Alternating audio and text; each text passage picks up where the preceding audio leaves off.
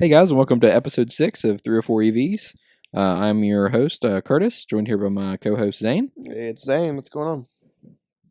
And today, we don't really have a topic of the week, but we've got some articles to go through here.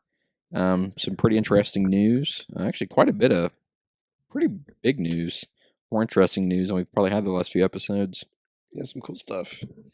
And certain things that relate to the 304, the West Virginia stuff. And then some other stuff on the West Coast. And then just some general things about certain car brands and certain vehicles and so on. So it should be a pretty relaxed episode.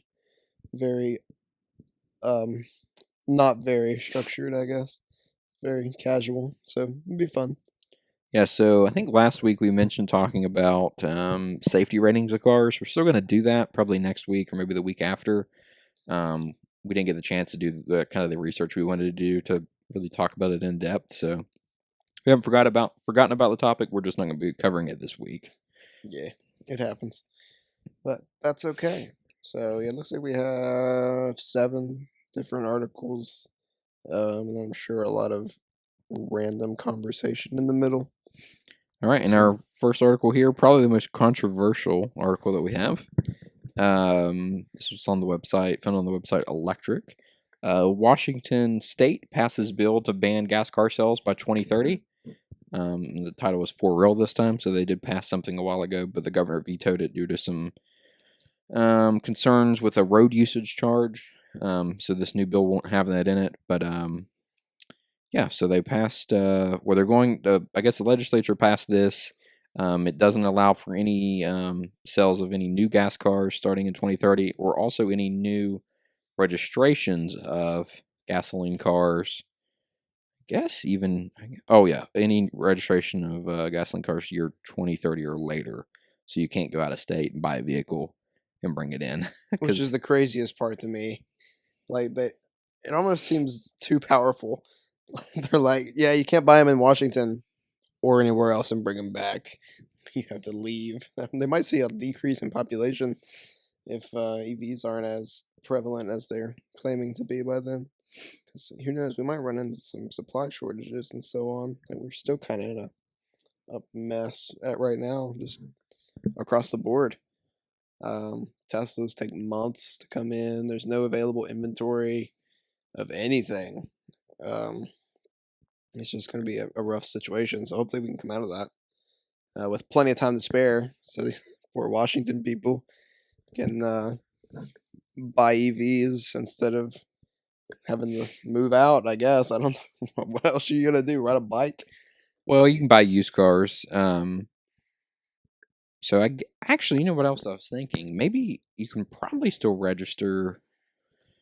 Let's see. I guess you can't register used cars either that are 2030 or later, right? So I guess you're just totally not going to do it unless it's electric vehicle. You're just done. That's it. So yeah, it seems a bit aggressive. I guess just by if you don't really dive into it a whole lot, but there are already some other states that are doing that. Maybe not quite as fast, but like California, Massachusetts, and New York have goals to phase them out by 2035. And then also this article mentions that Rhode Island and Hawaii also have some sort of goal to phase out by 2030 as well. I think Hawaii would be quite easy to do it there, I'm sure. Yeah, it'd be pretty simple. You don't really need the range, and you put in, I don't know, a couple dozen chargers for the whole, on each part of Hawaii, each island in Hawaii, and you're pretty set. You can't really go out of state to buy a car either.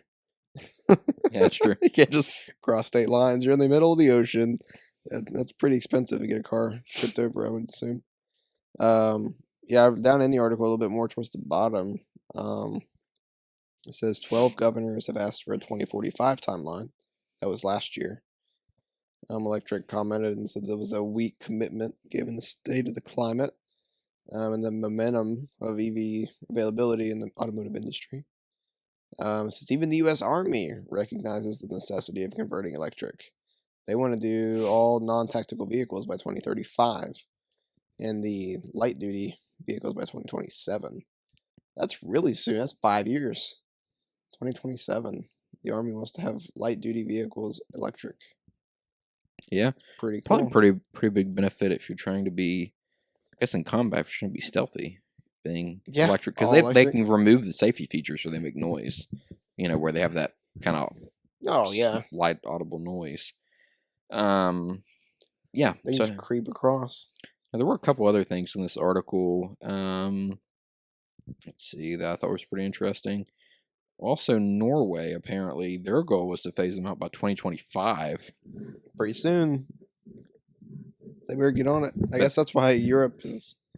We were talking about Mercedes earlier before we started recording, and we noted that Mercedes has a lot more EVs available in Europe than they do here. They have the EQS sedan in the States, and they have a lot more availability overseas. Which, one, that's their domestic turf. Two, it looks like Europe is a lot more serious about these bans on combustion engines. Two big things with Europe, though. First of all, gas prices are a lot higher. That's also true. Second of all, most countries have a lot more incentives to buy an electric vehicle than you have here. So gas is cheaper here. Even right now, it's still cheaper. Gas is high everywhere, but it's not the highest here. Right. And then also, we don't incentivize it a whole lot at the federal level. So, Interesting. yeah, overall, I think that pretty interesting. I don't think our state will ever pass any law like that. I think we'll just let the market kill gasoline cars. We're not going to do it West through Virginia never takes a legislation. stand on anything. They're, I don't know. I've always had issues. The state claims that they can't get any money, yet they don't quickly put anything in the law to monetize any like new development. Like when all these other states were legalizing marijuana, for instance, I was curious as to why West Virginia didn't hop on the train, because then it would bring so much more traffic this way, and then they'll end up waiting until every other state has done something like that. All these other states are getting on the EV train. West Virginia will, probably just wait for it to phase out. Yeah, the I mean, EV or the gas engines to phase out. They'll just let the market be what the market is. You'll still see people driving around 95 Cavaliers, and then all kinds of we other still stuff. don't have any DC fast chargers above 50 kilowatts in the state. Yeah, And the Volkswagen Dieselgate money. So to our viewers know, a few years ago, Volkswagen got in trouble with the EPA because they were cheating their emissions testing. Mhm. So as part of that penalty in the United States, they had to fund an electric vehicle charging network, and that turned into Electrify America, which is the United States' largest fast charging network outside of Tesla. Mhm. And every state got so much money. Well, this state still has nothing. We still have no chargers from any of that money. And a lot of states, even like southern states, are building chargers. Yeah. Alabama, Mississippi. I mean, those states I think are more conservative than West Virginia overall. Their urban Definitely. areas are more conservative than our urban areas, and they're still building chargers. Yeah, it's So crazy. we are We're apparently slacking. going to get two by, I guess, I don't know, the end of second Q2 of this year, but we'll see how that goes. We have an article about that. Let's see. We do have an article here about I guess some chargers. We'll go out of order here, according to our list, but rolls right into this topic. So this is on WSAZ, especially a lot of people in Charleston, Huntington, tri-state area are familiar with WSAZ. The article is titled, "As Electric Car Buying Accelerates, Charleston Adds Charging Stations." Which, if you read that on a quick glance, you're like, wow, we're getting chargers. How exciting. Well, don't get too excited. So we have one parking garage called the Shanklin Parking Garage, which is next to City Hall. And they put a grand total of 2 chargers in there. The charging is free, but you do have to pay to park. So, And these chargers are level 2 chargers, so they give you about 20 to 25 miles an hour of speed. ridiculous. And if you look through the Such article here, slow stuff. they also say, well, let's see here. The mayor basically says fleets are moving to electric. It's the future. And then right under that, the mayor said there are currently no plans to add any additional charging stations in Charleston. They said 2 slow chargers and a parking garage near City Hall is more than enough. It's ridiculous. It's all we can do. Which, I mean, it's all very short sighted. Like right now, there's not that many EVs on the road, but within 5 years, I mean, it's going to be exponential. Like the options to buy new cars, people that need new cars are not going to be able to buy gasoline cars very easily. Yeah, And especially luxury buyers. oh, especially luxury.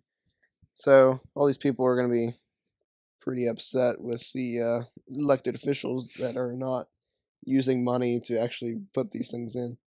Well, even like at our mall, the Huntington Mall, the one nearest to us, like there are no car chargers. Mm-mm. Apparently, someone from the West Virginia Electric Auto Association talked to I guess the owner of the mall or the person who does like who rents out the units, Mm-hmm. and they said they were interested in putting in charging, but gotta take action, gotta get it done. That's Don't it. just be interested. Yeah, I've thought about it. That's Okay. all.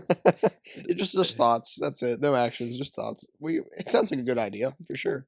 No, that's it. You can add these chargers, a lot of chargers, relatively quickly if you're willing to pay to get it done. Like it's not Oh, like it's yeah. a year long. It's not like building a road or repaving the Gosh, interstate. we know a lot about building roads and repaving interstates. By the time they get one section done, they have to redo the last one. It's ridiculous. But yeah, you would think because that mall is very popular for this area. And it's right off the interstate too. Yeah, You easy can put a access. fast charger in there. Mm-hmm. Instead, they're going to put one down in Huntington for some reason, a fast charger. Why not have it at the mall? That'd been nice. Well, I guess maybe it needs to go on public property, like a park or something, or city, I don't city or know. county property. But Stupid. They could definitely put chargers on the mall property. There's so much empty parking lot there too. Like the only time it's really, really full, other than Dick's side and then the food court side, is during holidays when there's like absolutely nowhere else to park. Like, Yeah. other than that, there's so much space. So you could even put them out of the way. Like if for some reason they had backlash about taking up parking spots that people really needed desperately, like they could put it on the side somewhere or something like that. If they wanted to banish the electric cars to the side for some reason. But I don't know. In your opinion, do you think parking lots eventually will have a charger at every spot? so there actually are some laws in certain areas of the country where if you build a new parking lot, you have to run power or even put in chargers for a certain percentage of the spots. So yeah, I do think parking spots will eventually have more chargers. But I think what we're going to see is as more and more people get electric vehicles, these businesses are not going to front all this electricity. I don't think they care about the $5,000 to put in a charger for like a level 2 charger. They're not going to want to pay an electricity bill. Mm-hmm. Because I mean, I spend like, $60-$80 a month on my electricity to drive my car. I mean, I drive a lot, but okay, I'm not charging that many hours a day. I'm charging, let's say on average, 3 or 4 hours a day. Well, imagine if these chargers are full like 16 hours a day, nonstop. They're not going to want to spend $1,000 a month per charger. Mm-hmm. So they're going to start making you pay even for level 2 chargers as electric vehicles get more popular. Like when we went to the Easton Town Center, everything was free. Even the fast chargers were free. Yeah. That's not going to happen in a few years. Subsidize it all. No, they're not going to, because they don't see a lot of usage. So they don't care. Their Right. biggest complaint right now is the cost to put in. Well, in the future, it's not going to be the cost to put in. It's going to be the cost to pay the electricity bill. Cost of use. I do think we will see a lot more, hopefully in parking garage. I would like to see more in parking garages, really. Like, I think most airport parking garages should have multiple chargers. Oh yeah. You can charge your car, While you're away. while you're away. Yeah. Well, I guess now that I think about it a little bit more, you don't really need a spot at or a charger at every spot, because a lot of people are going to charge at home. They're not going to need them. I guess that's just something hard to get your head wrapped around, is they're not going to need a charger everywhere you go. Like, these cars do have range, and the range is getting better. So it's not going to be uber important to have chargers everywhere, accessible all the time. It's mostly just the people on road trips. So I guess they'll still only need maybe 25% or more. I say like 5 or 10% of parking spots. If that. I'd say 5% of parking spots. With chargers. Well, I say 5% of the parking spots that are actually used. Let's say that. Are Because if you look at the mall and how many parking spots there are and how many are actually full, That's also true. are you what? Are you ever do you ever regret, or not regret, do you ever wish we had like a charger at Best Buy? for instance. That'd be cool. While I mean, while you work, you it'd could save plug me in. $60 a month, basically, almost. Yeah. But like, What if they mean you pay for it though? Would you still use it depending on the No. price? wouldn't use it at all Interesting. unless it was like 25 cents a day or dollar. It was maybe $1 a day. Yeah. Now, if it was near the front of the building, that'd be nice. And I could park there. So when it rains and stuff. Front spot. But yeah, I don't think Best Buy will do electric car chargers anytime soon. I think we'll Best try Buy to- doesn't believe in it. They don't like technology. Well, you would think we would try to electrify some of our cars. Like the They cars that pioneer everything. the in-home people use. Yeah, the consultants and stuff. Yeah, they did buy hybrids, so that's pretty nice. But Ooh, big stuff. all right, we'll move past Best Buy then. All right, and then next Not year, slandering Best Buy. We're just nitpicky. let's see. Next year on our list, we have Subaru retires the gas-powered WRX STI while it explores electrification. A lot of people are gonna be upset about that one. We actually had a coworker that was a little bit upset. He said that they'll do it for like a year and they'll bring it back. And I said, no, it's gone forever. Don't worry, it's gone forever. Gone forever. So apparently it's just, I guess, the STI version of the WRX. So I guess Yeah. there's different trims. So they just said Subaru Corporation, this is what Subaru said, is exploring opportunities for the next generation Subaru WRX STI, including electrification. The company writes, in the meantime, a next generation internal combustion engine WRX STI will not be produced based upon the new WRX platform. So yeah, no more. I think electric would be cool though. WRX. As long as it's not like a fortune, though. It kind of defeats the purpose of an STI though. A lot of the guys like it for the mods and the sound. The sound's the big thing. Yeah, I guess so. You don't have the sound anymore. I guess you could still mod it out and do whatever. It'd just be electric. You can get your what's the thing on the back called the Spoiler. You get your spoiler. Add the 10 And horsepower. put the mud flaps on it. And put the drift charms on everything else. and then drive it on the interstate. Light bars and stickers. All the brands. Sticker bomb it. And then it just sounds like whenever you're driving. There's no revving. No exhaust tips, no updated exhaust, no cutting off the muffler. It's just a battery and it goes fast. Yeah.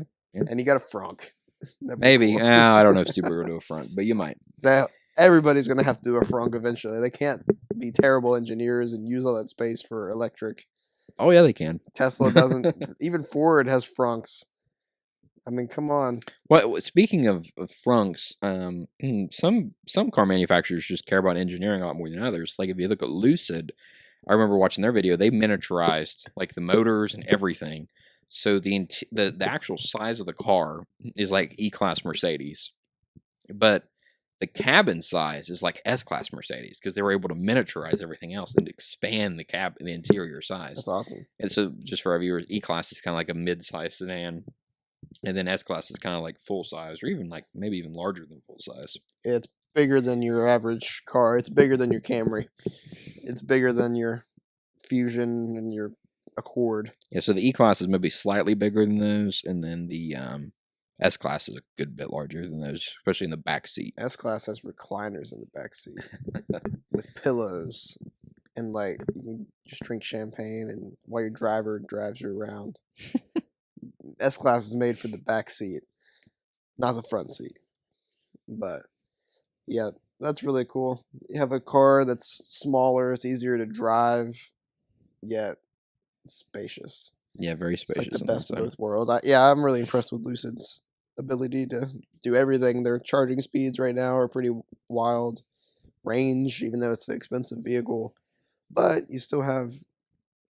And the Lucid Air is what I'm talking about, by the way. But you still have other car brands that have EVs that don't perform quite as well, that are more expensive. Like we just went to Columbus for a day trip and saw a Porsche Taycan Turbo S. Yep. And that thing was nice. It was pretty white. Had yellow brake calipers. It looks nicer on the outside than the real inside. though. sporty, but yeah, the inside's Average. I mean, it's like luxury. It's not bad. It's not like Average Chevy Porsche. Trax, but like it's not really any nicer than like a Lucid. no, yeah, and then they start at 185 at that trim level, Yeah. And they don't have the same capabilities as a Lucid Air. What was the name of that place? Wasn't that Godfrey's. So we think that was that was someone who worked there because didn't his license plate or her license plate say Godfrey's. Or Godfrey's? Godfrey. Godfrey. So I don't know what Godfrey's pays. They had to be some sort of owner. There's no way that they worked there and made that kind of money. Maybe they're like a district manager for Godfrey's. Had to be something. And then the other one, there was another like Porsche or luxury SUV next to it that had a personalized license plate, kind of similar. Jeez, that's So where I want to work. There was some money Porsches going on there. Yeah, you just drive a nice $200,000 Porsche to work, and at a mall, like it was just in the mall. It was crazy, but Yeah, we were just on the way to the movie theater, and you're like, "Look at that!" And I was like, "Oh, had to pull a Yui and whip it back around. I was like, let's go take a look at this Porsche real quick. I was like, I'm pretty sure it's a Taycan. But yeah, Curtis has learned my eye for cars pretty well. I just be driving down the road and be like, oh, look at that. Oh, look at that. Like, really cool thing. Which made me really excited. Big fan of Rivian. Big fan. R1Ts, a dream. I love the electric truck. We were driving to Columbus. We were going through Point Pleasant. And there was a tractor and trailer with a car carrier on it. And there was Rivian R1Ts on the back. Probably 5 or 6 of them. And by the time I realized what it was and called it out, it was already gone too late. Yeah, it took me a minute to figure out what was on there. I was like, oh, those are Rivians. It's like they're making deliveries. It's a great sight. I love to see it, especially through West Virginia. It's pretty cool coming down through our state. I think what's going to be really exciting for electric cars is when friends and family members start getting electric vehicles. Mm-hmm. Well, like Terry got an electric car, but I don't know, closer friends or family. Like when your parents get an electric car, right? Or when One that I see every day. Yeah, when you're like, oh man, that's so cool, and you get to hear their experience and answer their questions and stuff. Because it's cool seeing the Taycan in the parking lot, but like I don't know that guy. I don't get to go look at the car. I don't get to talk to him about the car. Right? Yeah, I like to hear. Or especially when friends get electric cars. Do we know anyone actually that owns, who do we know that owns an electric vehicle? You, other than me. Maddie's dad with his new Tesla, and we don't even know anyone that's trying to buy one though, or like going to buy one soon. Well, you got a guy at work ordering a Cybertruck.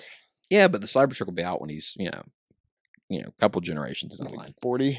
Yeah, 10 years Elon Musk might eventually release a Cybertruck. If they even do, they might just keep it a concept and just use the money for whatever. I don't know. Use as an interest-free loan for about 7 years. Yeah, and then be like, all right, sorry guys, here's your money back. Because they make their deposits so low, so they can boast these big pre-order numbers. But well, the truth is, they don't really ever. The Roadster pre-order amount $50,000. The Tesla Roadster. Yikes! It's $250,000 though. But they still haven't released any. What is going on? They're so slow. That's crazy. How slow they are with everything, releasing things, and they keep pushing back deadlines. Even before COVID, they pushed back stuff all the time. They're just. Well, I think for the last 7 years, Elon Musk has said full self-driving will be done this year. He says that every year. Full self-driving. So full self-driving, just so our viewers know, is a package you can pay for on a Tesla. Now it's $12,000, and it basically gives you. Well, actually, I think now it's just a software upgrade. So it just unlocks the software to give you the full self-driving beta, which is not really full self-driving because you still have to keep your hands on the wheel, which is probably the biggest downside.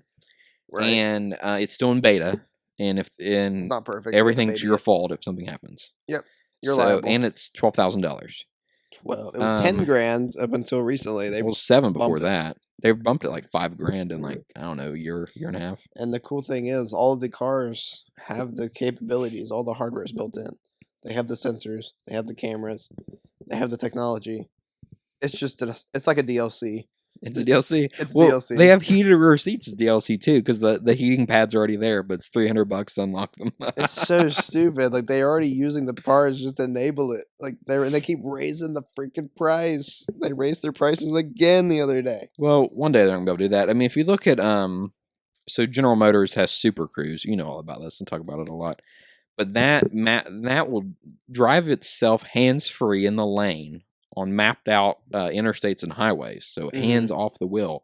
That right now is a package. It's like $2,200 on a lot of cars.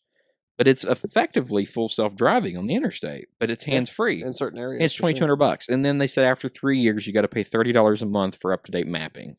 But the Tesla full self-driving is $200 a month if you want to buy it monthly, That's right. or it's $12,000 when And you it's buy the still in car. beta. General Motors has somehow just done it, but it's not every road. So you have certain select highways and stretches of highways that you can do it on. So it's still, I guess I would consider that kind of beta, but they don't force you to put your hand on the wheel. I guess they hold the cars accountable to an extent. Yeah, well, the car will let you know if it doesn't know where it's at or what it's doing. It'll flash red and you take over. Ah, please help. Yeah, the Um, commercial's really cool. If anybody hasn't seen it, I don't really know what one's called, but we saw it on TV today in the break room. They have people in I guess it's a GMC Sierra, like a truck. mm, And they start like doing like the cup dance song. They just kind of go, but they're like clapping and snapping and smacking their legs while the car is driving itself, just to further push the hands-free aspect, which is really cool. Because yeah, I've even driven a Genesis GV80 that had highway driving assist, which is available on all Hyundais and Genesis. I think just all Hyundais, but anyway, like the Ioniq 5 has HDA 2, so they've upgraded the system. This was just HDA. So I was using it on the highway, and it freaks out if you don't hold the wheel. It will just stop. Basically, it's like, no, put your hands on the wheel, and then it's a little glitchy in some places. It likes to hug semis a little bit, which is kind of scary. So I like to get away from semis and go to the other side of the lane, but it's like, oh, you're too close to the line. Let's push you back towards the semi, and it's not perfect. So I guess I've never tried out the HDA all the way, but it seems like it's a bit uncomfortable having to keep your hand on the wheel, but then having to maybe help it, but maybe not. Like, it's a hard place to be because it's like you want to trust the car, but they want your hands to be on the wheels. But So you're don't they also want you to there. help more? Yeah, it's confusing. Like, it's not like Super Cruise where it's like, all right, it's green, so basically the steering wheel has like eye tracking, right? Mhm. Well, actually, it has a light bar, and I think some of the tracking. But if it's green, the bar, it means you're good, hands off the wheel. And if it's flashing red, you need to take over. And then I think if there's nothing, it means it's not turned on or not enabled. Mhm. So it's like, okay, either I'm driving the car or I'm not driving the car, but I'm paying attention. But with HDA, it's like, well, I'm kind of driving the car Kind of because my hands are on the wheel, but I'm kind of not. I don't know. So it feels strange because you have your hand. hand on the wheel, yet the wheel is moving underneath of your hands, and it's a weird experience. I wish they made it fully autonomous. I wish they just made it like General Motors, just eye tracking, where you can take your hands off the wheel. But I guess they don't trust it enough. That's the thing. It's very strange. Hyundai It's very doesn't trust strange. their system enough. They like, well, we'll make sure they got their hand on the wheel, but it's also a liability thing, I guess. So they can say, oh no, we told them they had to hold on, so if they crashed, not our Because if fault. your hands are on the wheel, aren't you driving the car like completely? Kind of. Kind of. At But that if your point, hands it's are just off the wheel, you're not driving the car. It's driving itself, and you're watching it. It's just glorified lane keep assist, Yeah, but basically, I want to be able to like let it do everything, or maybe not, or just no, or just do adaptive. or just do cruise. adaptive cruise and I'll steer. Yeah, instead of kind of steer, kind of not. Yeah, because then you want to correct it all the time because it doesn't do everything perfectly.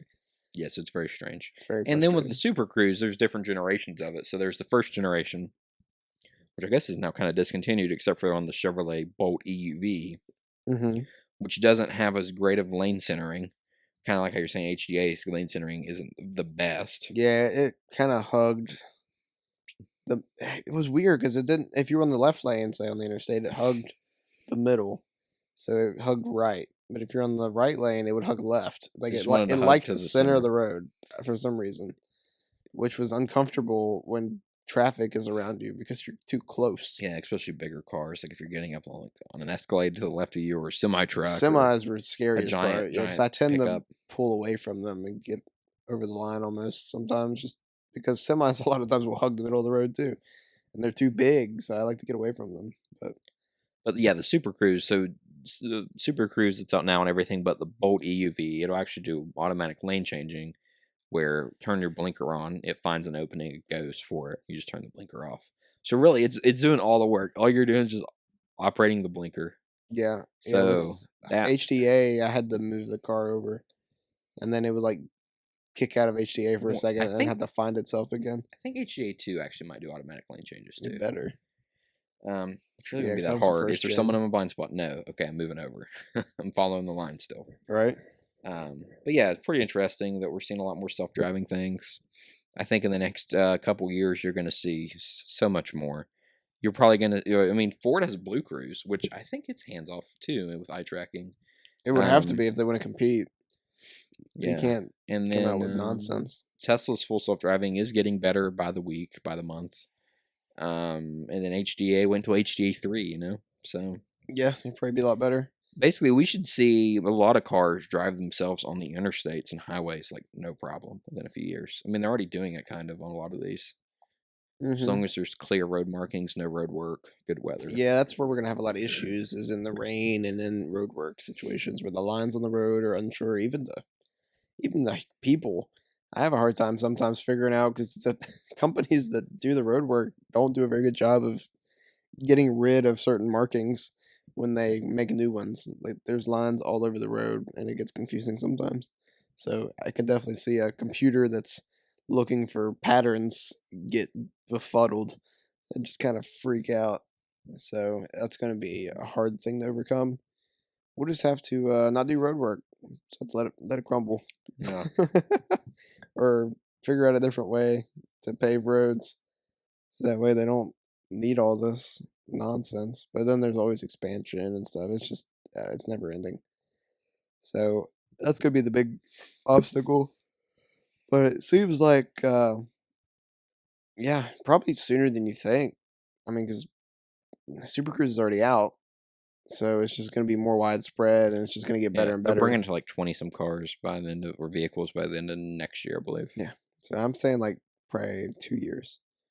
Yeah. By latest 2025, probably you'll And have most cars drive themselves on the interstate. I think $2,200 for Super Cruise is actually a pretty good deal. Like, I wouldn't Oh mind yeah, paying that at all, especially if you're someone who takes the interstate every day. take the interstate every day. You'd Take be a road madman trips. if you use adaptive cruise control already. You'd be crazy not to want to get Super Cruise. I feel like it'd be so nice. Yeah, it takes the rest of the work out of the equation. It just lowers driver fatigue a lot. Mm-hmm. So yeah, it's Just very sit, nice. just hang out. Yeah.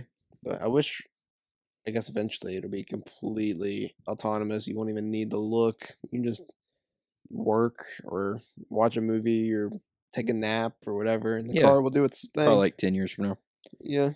What's kind of crazy is I just thought about this. It seems like the American brands are doing the best right now with self-driving tech. Well, General Motors Super Cruise, Ford's Blue Cruise, Tesla's Autopilot, and full self-driving. okay, yeah. I was gonna say Hyundai's Korean, but and I guess Kia's got HDA too. but So let's that's see, the kinda the same. Japanese brands, Toyota, Mazda, Honda, have practically nothing. And Nissan, right? Maybe, but I'm Japanese? thinking of I'm thinking of those three specifically. They have like nothing with full self-driving tech. Yeah, I've never heard of it from them. So they got a long ways to go. Pretty cool. Toyota's still not 100% sure if they want to do EVs. They're kind of on the hydrogen train. They've got the Mirai. Well, they had that big EV event like a few months ago. where they Yeah, showed off, they like, they had that. here's Which was 15 promising. cars.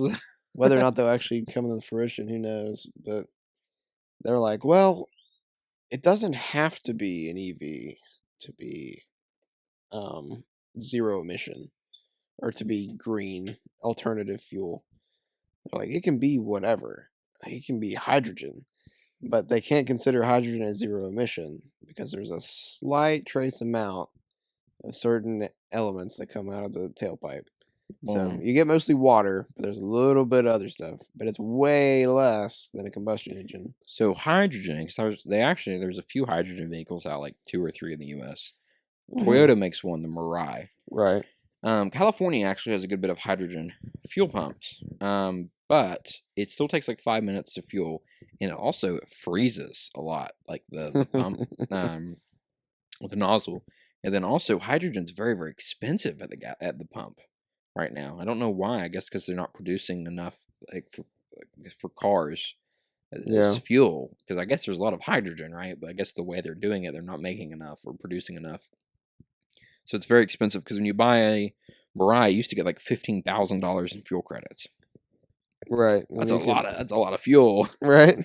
I mean, I'm trying to think how many years. I mean, you could charge for like 10 years on 15 grand. Like, that's a lot, and that's not going to last you. $15,000 in fuel credits is not going to last you, but like a couple years. I think a lot of the reviewers is like $80 to $100 to fill up with their fuel card. That's not horrible.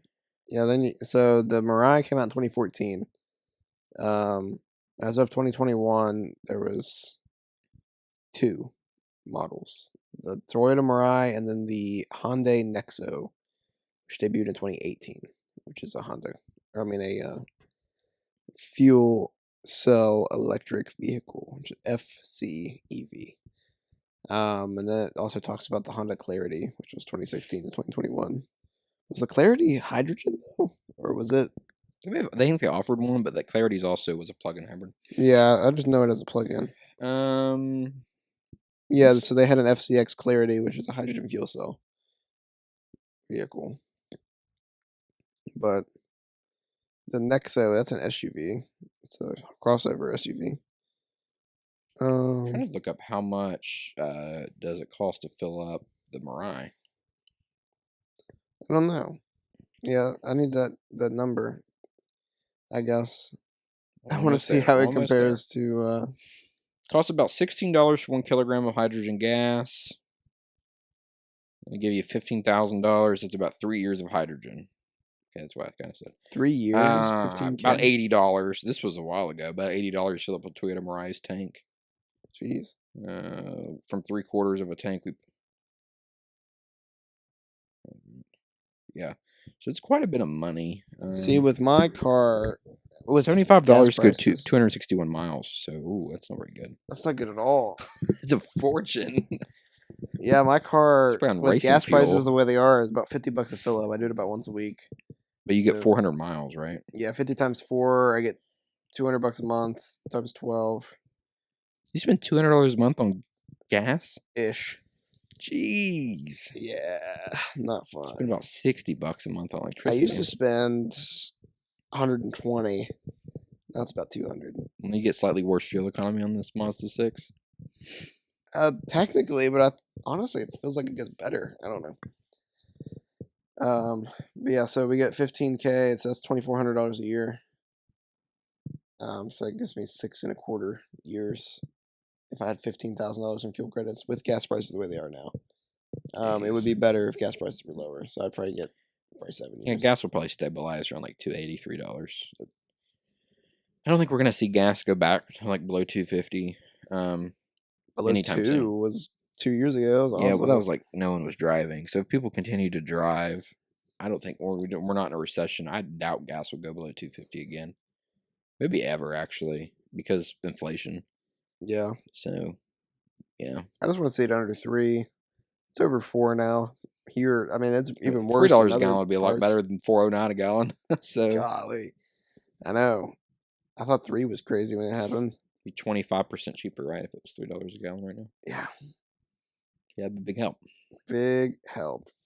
Yeah, it's pretty crazy, the prices. And it's just like within a week, it was just like 20 cents a day. They're just like boop, boop, boop, boop, boop. Speaking of things going up within a week or within a day, Tesla raises prices across its entire range, with its cheapest car now starting at $46,990. Tesla's prices have increased as much as 10%.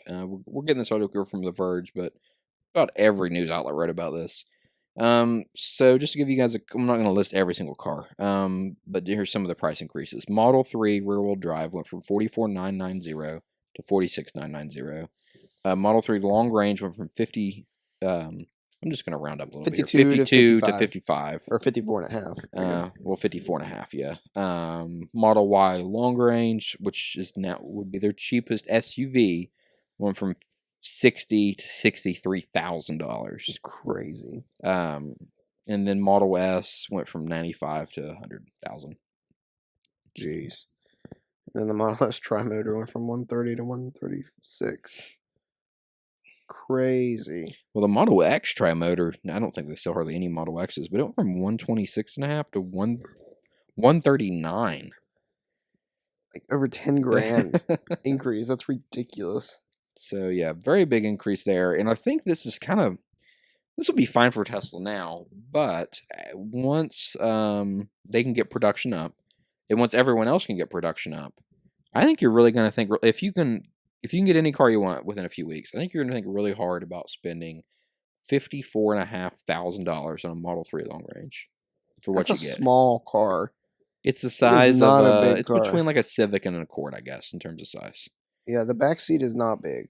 Yeah. Like So- they're not full family cars. Like I think they're kind of small. And it's so Yeah, expensive. smaller than your car, I guess. Oh yeah, it's smaller than my car. And it's just too expensive. Like that's ridiculous. It's for too a expensive for base the model. competition versus the competition now. Yeah, and they just keep going up. Like they're gonna have to lower those back down. So if you look at other brands, like the other competition, like the Ioniq 5, if we're going to talk long range and all-wheel drive, I guess we'll look at a limited Ioniq 5. Sure. So the standard range, which is rear-wheel drive, is going to give you 300 miles of range. It's $50,600. Hold on, let me That's show the me. base.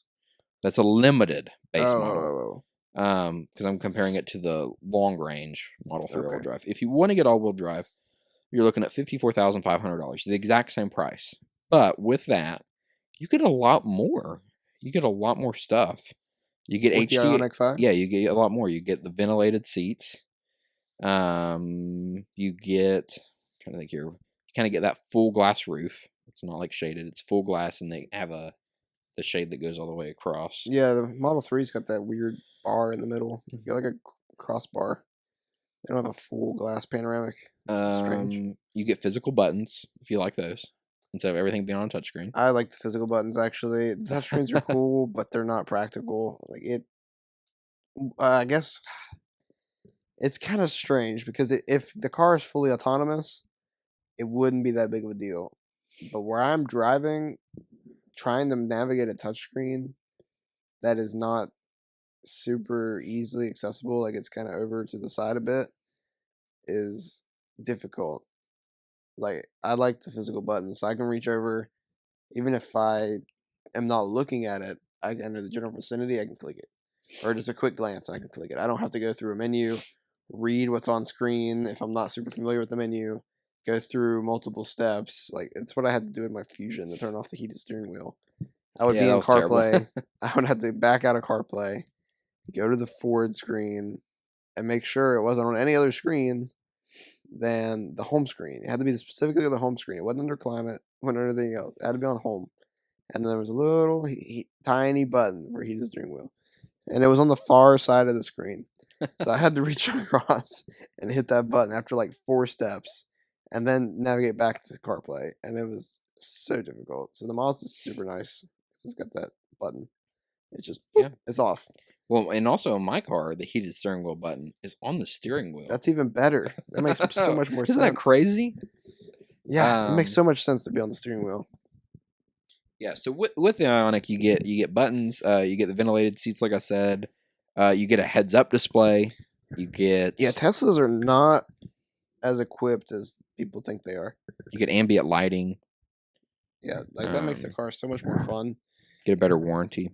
Ambient lighting. Oh yeah, their warranties on Hyundais are crazy. Are they still boasting the 10-year, 100,000 powertrain on those? Yep. And then you get a 5-year, 60,000 new vehicles standard basic warranty. Tesla's like 448, I think. Oh, so they're higher But than most. Most is, I think, 336. Yours is 336, and Mazda, Chevrolet and stuff. Yeah, so those of you that aren't super familiar with what we're talking about, sometimes we think everybody's on our level. So when you buy a car, like if you buy anything else, especially technology, if you buy an iPhone, for instance, you get a 1-year manufacturer warranty. Doesn't cover damage. It covers things that could go wrong that are on the device, on the manufacturer. So if you have a car, you get a warranty. So there's a couple different kinds of warranties. So there's a bumper to bumper or all around warranty. Covers the electronics, covers the HVAC system, the air conditioning, heating, all that kind of stuff. anything that's not a consumable part, or like the tires, or Yeah. things that you destroyed basically. Right. So that usually on most cars, it seems, they're 3 years or 36,000 miles, whichever comes first. So if you drive a lot, it could be a lot less than 3 years. If you don't drive much, it can be 3 years. Could be a year, depending on. I mean, some of the crazy people, well, not crazy people, but some people that drive crazy amounts. Crazy people. Yeah, if you're driving for work a lot in the car, you're gonna use that warranty up pretty quick. Well, there was this one person. I'm gonna go off topic really for a second. Well, not off, but related to this.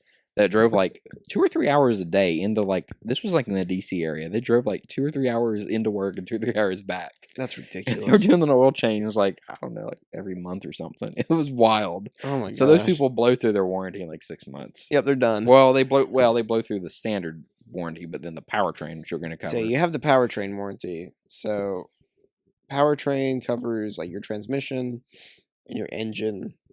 Is that about it? Just both? Yeah, and the things related to The those, things or that parts of the things. make them run. There's a list. Basically, all the service departments have a list of what's covered and what's not.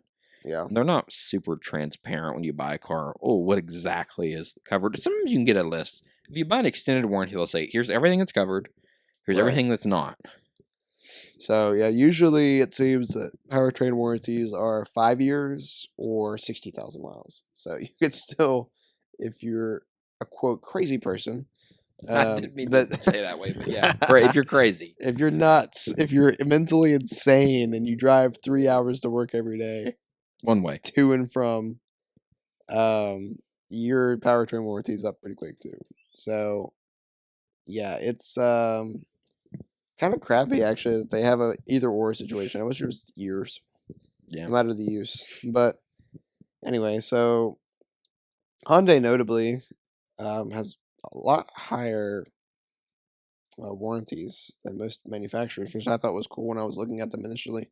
So their powertrain is 10 years or 100,000 miles, which 100,000 miles scares a lot of people because that's how cars used to die.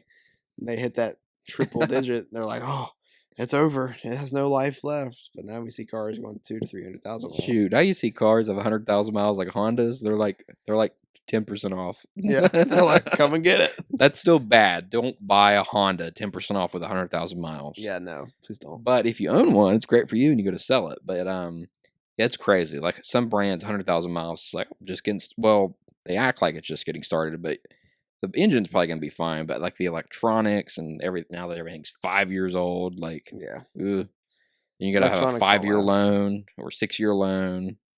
So, yeah, Hyundai does the 10-year, 100,000 powertrain, and then they do you say a 5-year, 60 bumper to bumper.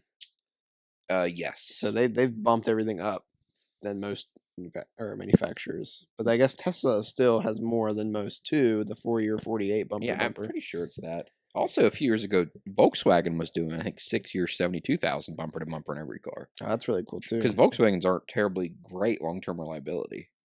Yeah, so it's really nice when you get a warranty like that on a car. Because if something goes wrong and it's not your fault, they have to pay for it if it's in their list. So be careful. But All right.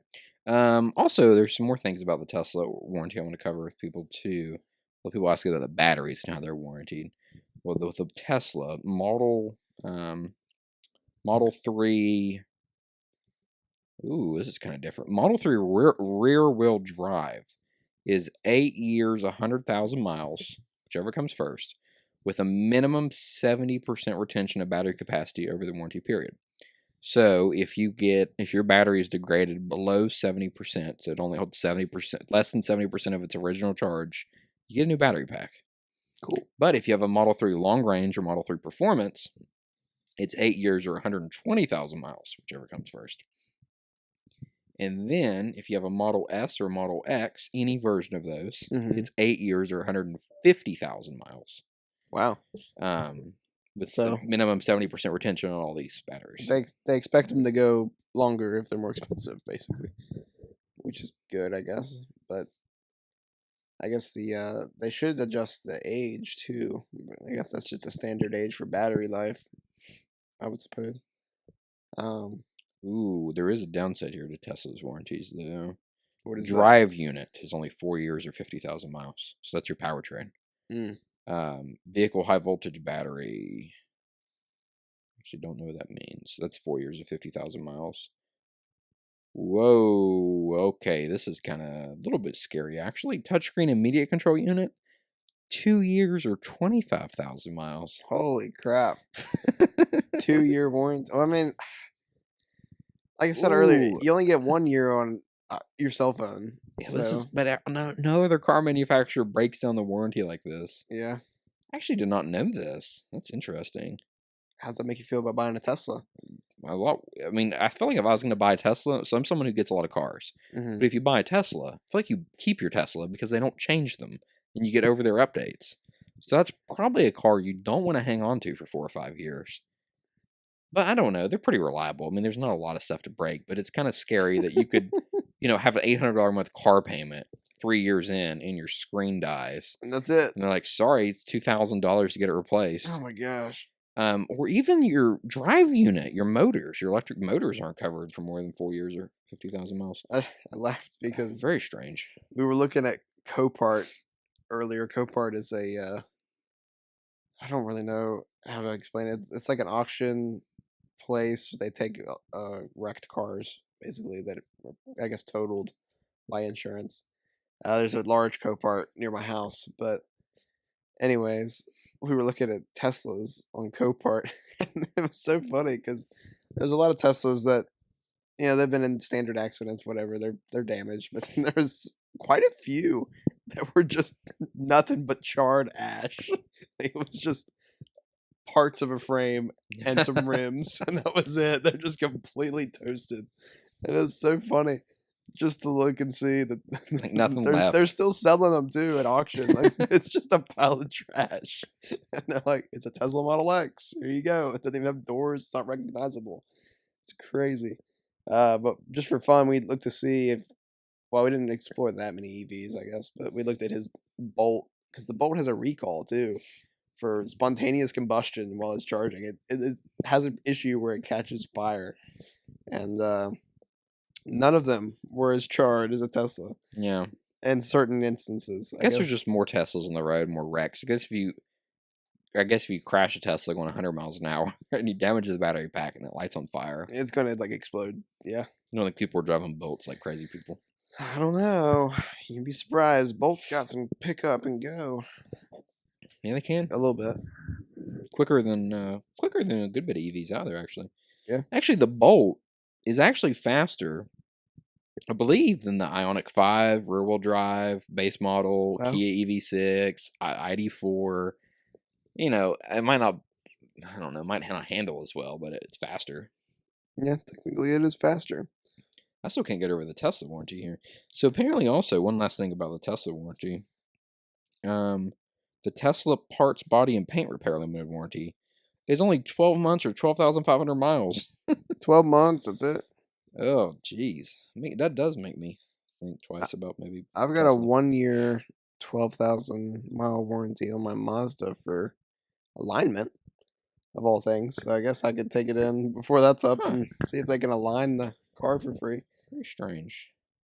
Which is strange that they cover that for a year. It's almost just like a complimentary service because alignment should be perfect, I guess, from the factory. But you can knock it out by hitting potholes. Yeah. So it's just something that could happen from driving. Like, I don't know. It seems like it's something that they wouldn't cover, but they get you for a whole year. So I may actually do that. Take it down the dealership before that's up and see if they can check the alignment just to see. Yes, I actually need to get I think I want to have my Bolt alignment checked. I've hit some curbs and potholes. Oh gosh. There's actually a place near us that apparently does alignment checks for free. Adam Tony? Yeah, they do alignment checks for free. I'm getting my battery changed. I'm like, I wonder how much they'll just charge me to. I don't know. I'm assuming it's probably gonna need fixed or aligned. Maybe because I don't know. I don't really want to go wait somewhere for a few hours. It doesn't take that long. But Yeah, it yeah, I've depends. been down there. You have to go really early. Like they open at 7. You If got to you be get there at there, 6:30 waiting in line. basically, It's waiting outside. if you get there at I went there like 8 o'clock 8:30, one day. It was really early still, and they're like, "Yeah, it's gonna be 3 hours now." And I was like, "Oh my gosh, yeah, it's it's ridiculous. only been open 20 minutes or something." Sorry, too Um, late. that's how. Yeah. Yeah, they're pretty goofy. It's hard. But they do a pretty good job. I've never had any complaints there. So back to the Tesla thing here, just for a second. So, anyways, Tesla keeps raising their prices. I think that they're going to really start hurting in a few years, or maybe sooner, because of the competition. I think the competition's trying to lower their prices. Like the Tesla's Volkswagen raising. is going to release a $35,000 ID4. The ID4 for our viewers is an SUV. It's like a mid-size SUV. It's pretty decent size. It's fairly spacious. It's like CX5 size, hmm or like a little bit like RAV4 size, or maybe a little bit larger. $35,000. Okay, a Model Y is now the cheapest Model Y, which is the SUV, is now 63? $63,000. Crazy. You can almost get two Almost double. ID4s. Yeah. Crazy. Tesla, I don't know. I don't know what it is. If they're just they're just profiting off of this this market right now, I guess. The inflation, they're just falsely Yeah. raising prices to make money Well, their margins are really high. because they can. We were at a few months ago. I'm looking up here. Their margins are like over 30%. So their profit is like 30% of what they sell the car for, right? Tesla margins. It's crazy. Healthy 29% profit margin is something many car makers only dream of. The Chevrolet's profit margin. General Motors. Yeah, that's insane. And when was that article, roughly? Not very long ago. Like a month ago? Oh, wow. Oh, January 31st. And it's only gotten better. They raised it again. Well, yeah. Well, yeah, because inflation was bad. Oh my goodness, inflation was bad. And they wrote this article. It's not went up that much in the last few months. Right. And they're jacking prices up 10%. They're shooting 40% profit margins. It's ridiculous. But let me look up General Motors profit margins. Because I feel like with their electric cars, it's probably like non-existent. So they've raised the prices, but they haven't included features. Like they haven't just enabled their heated receipts just because. They haven't done anything. They're just making more and more and more money. It's crazy. I guess they don't really have great data on Profit margin. profit margins. I want to see if the Chevrolet Bolt has any sort of profit margins. I imagine they're like non-existent though, because they just lowered the price. Oh yeah. Well, the CEO said the Bolt is not profitable as of. Oh, this was a few years ago. Well, I guess they can afford to do stuff like that, though. They make profit everywhere else, so they can make something that does not make profit for the sake of having an affordable car, I guess. Yeah. I don't know. And then this one article said the average cost to build one's like 29 grand. So it sounds like they make a profit. It's not very high. It's not Tesla profit margins though. That's So, insane. Yeah, Tesla I mean, they're going to eventually have to lower the price. They're going to stop.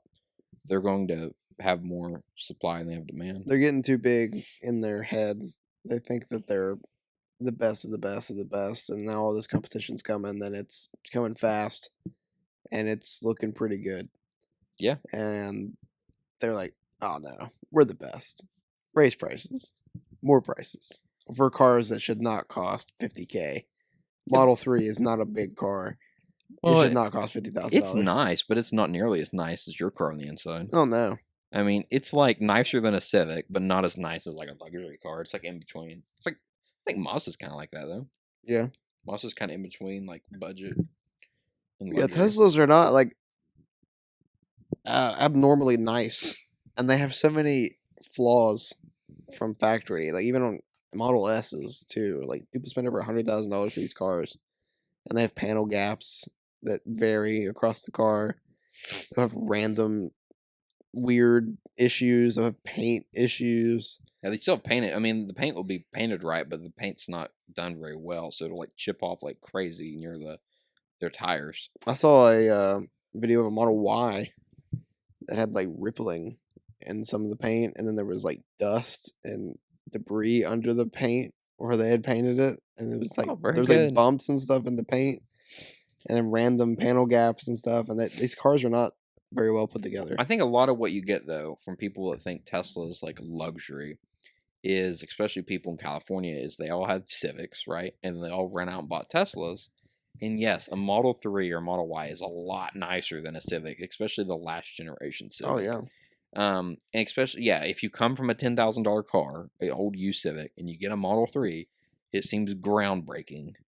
But if you've Right. had anything that's not like a pretty budget vehicle, then it's not blowing your mind. Right. And a lot of the car journalists that aren't like a lot of the tech websites that talk about Tesla kind of also fall into this trap where they've not had exceptionally nice vehicles. Because like on a Tesla, you can't get one with no features and cloth seats and manual. Like they don't offer that. Like you get all that stuff standard. Right. So people are like, oh my gosh, this is crazy. But it's really not. Like It's not mind blowing, yeah. There's like- features that are offered on most everything else. I guess the coolest part about a Tesla is probably the charging network, and then the fact that they have minimalist design that I think works overall pretty well. Oh yeah. But I don't think you can say the fit and finish of the vehicles is what makes a Tesla worth $46,000. Yeah, I think a lot of people that Dollars. freak out over Teslas that I've seen are influencers that are young. Like you said, they have junk cars. They started from mostly nothing, then they gain a following. They start making money. They start getting advertisements, and then they buy a Tesla, and they're like, "This is the coolest thing ever." And then they just broadcast it. So then it gives Tesla free advertising.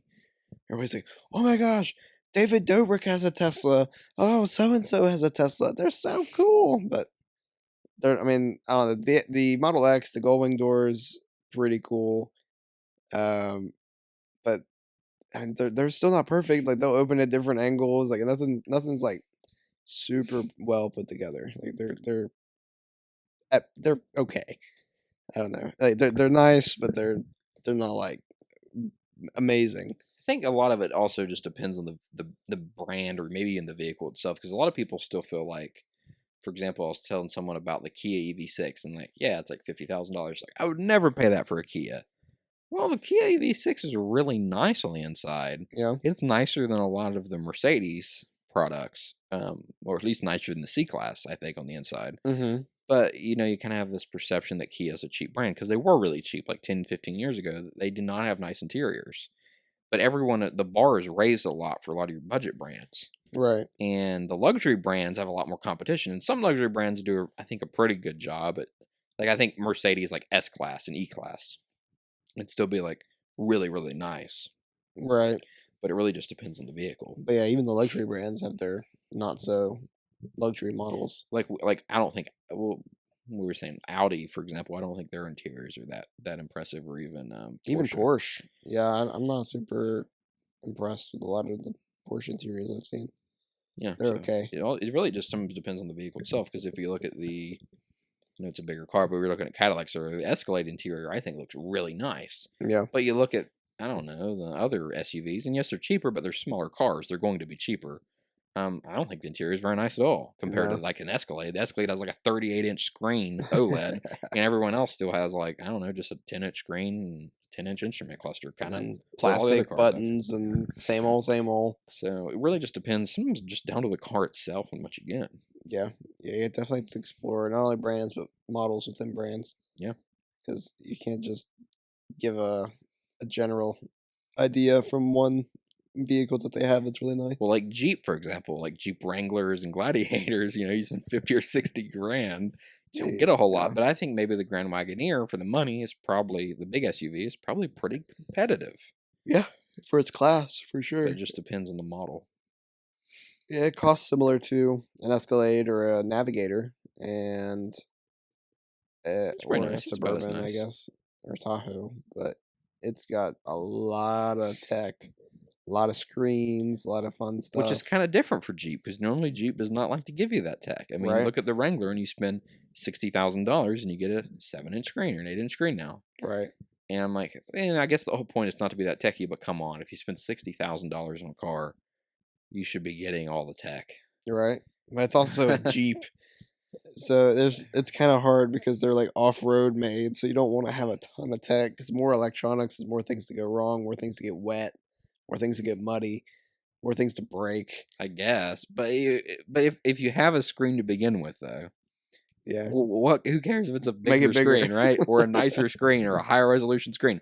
If it's there, it's there. I just don't think you'll find like massaging seats in a Wrangler or any other Well, extras. I think Wrangler should offer ventilated seats and heated wheel. I think they already offer heated wheels. Yeah, a and lot of heated people seats, just like anything else, like most trucks, they're just glorified road vehicles. yeah, that's what I was gonna say. Most people just drive them on the road. Hardly anyone takes them off roading anyway. Yeah, So you might as well give them but the that's what spec. they're like known for, They I should. guess. I mean, and if you're really gonna use it for work, they should. I guess they still make like a sport model or a work model. Like they have work truck variants of the Yeah, Silverado. That's for people who don't care about anything, who want the vinyl seats and the vinyl floors because Yeah. they're actually going to get it dirty and they're not actually going to just drive it on the highway and take it to Florida on vacation.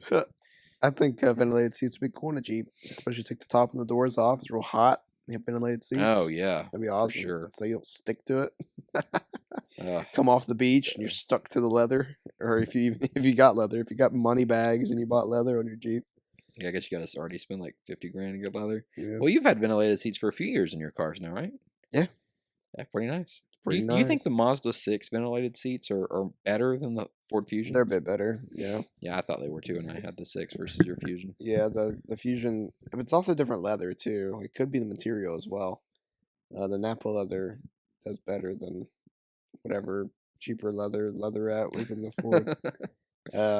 It just didn't circulate very well. I don't know. And it was also black versus almost black. It's a dark brown in the Mazda. I think but your Napa leather is also very smooth too. it's a smooth surface. I think it breathes better. So, but I think overall the airflow is just stronger on the Yeah. Mazda anyway. But it has other features, other aspects that make it feel better.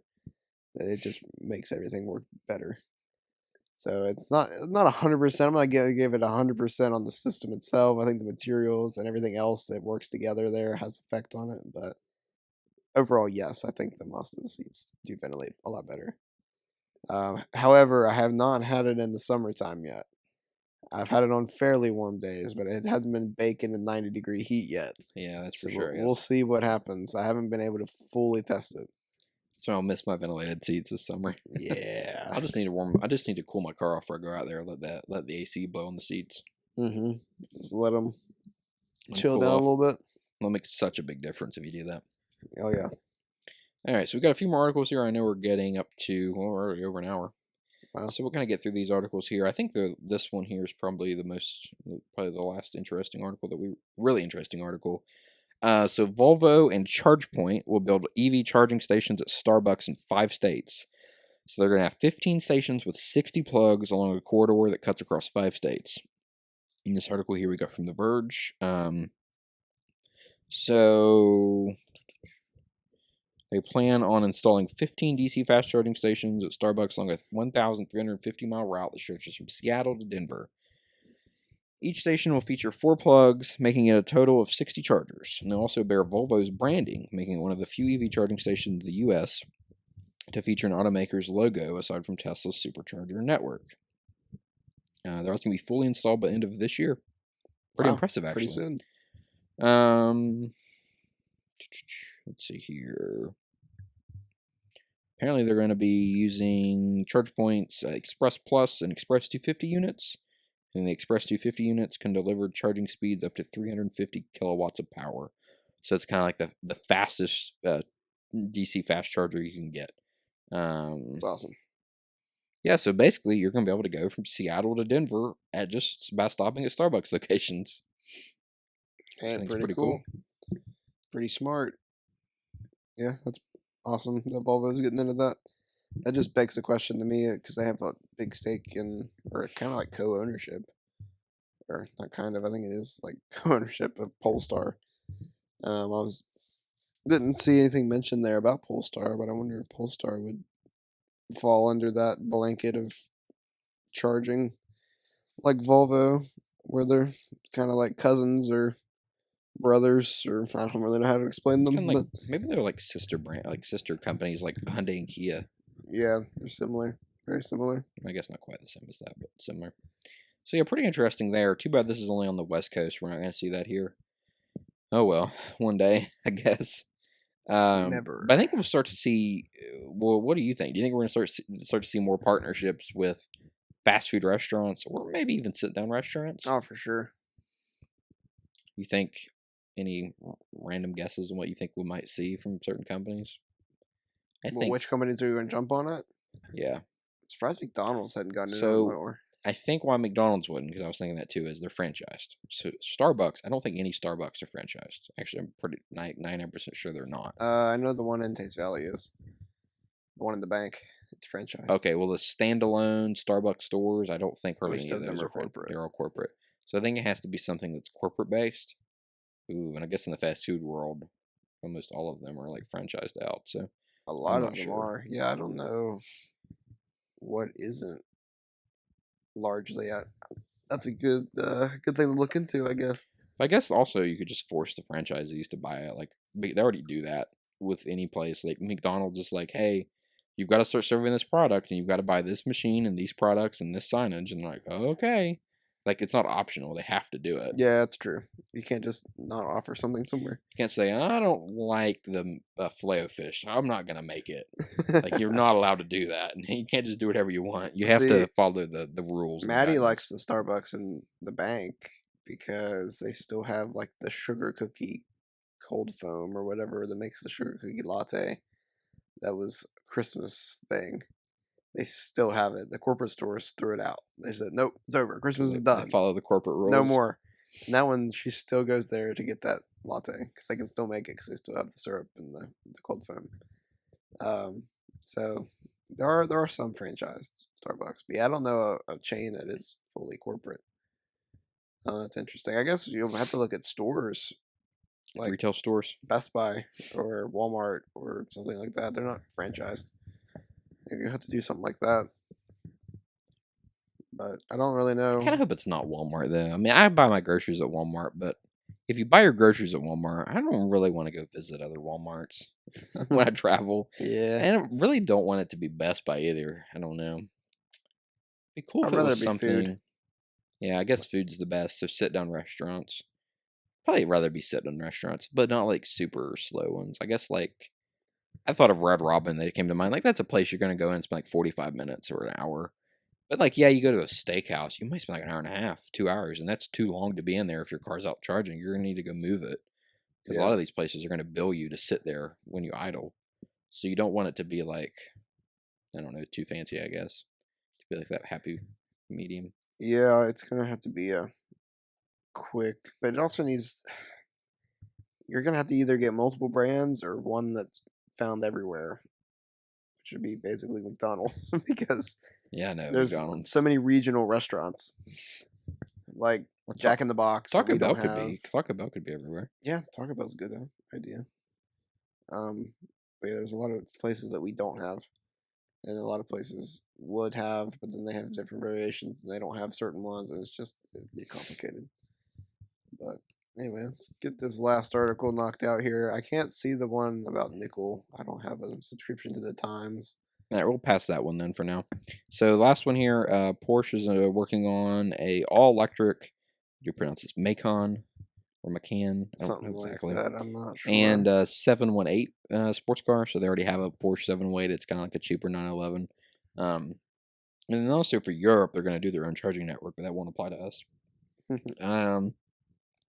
And then Porsche also said they aim to have 80% of its sales be electric by 2030. And also, just for our viewers to know, Porsche is owned by Volkswagen. Yep. Yeah, Volkswagen Group owns a lot. And it says they're also spending money on battery production. They want to be ready for series production by 2024. Pretty cool. Very cool. Yeah, the next gen mid-engine 718 is exclusively electric.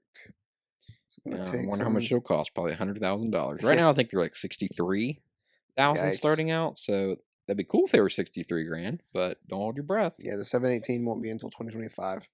So we got a couple years before we'll see that. But it'd be pretty cool. They're taking inspiration from a race car. So yeah, Now, imagine the all electric 911. that'd be really cool.